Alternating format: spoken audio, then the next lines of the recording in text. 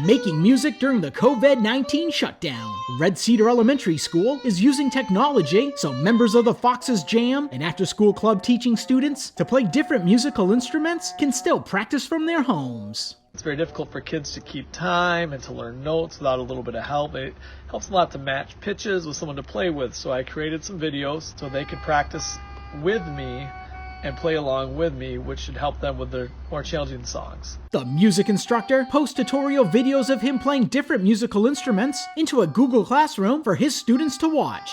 1, 2, 3. Sometimes he even gets his sons to play along with him in some of the videos.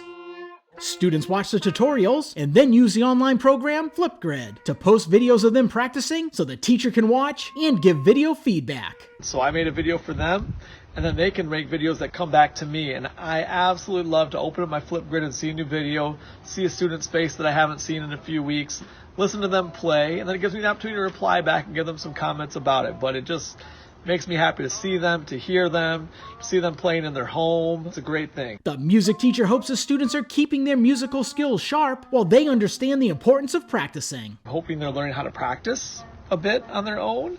When sending me videos back, I like to hear them playing by themselves. It often makes a student uncomfortable to play by themselves when they're used to playing in a group with other people playing. It's a different sound and a different feel, so that's a good skill for them to develop. He enjoys watching the videos the students share with him. Hello violin group, miss you guys. Today I'm going to be playing Dinah, Won't You Blow Your Horn. And he hopes playing music is a fun part of the students' day as they complete schoolwork from home. This is a very stressful time and a very difficult time, and the kids got a lot of work in a new environment, in a new way with these learning at home. It's very challenging, and I'm hoping that through these videos they can find something to do that maybe is an outlet or something they enjoy, and just kind of build that love of making music through this.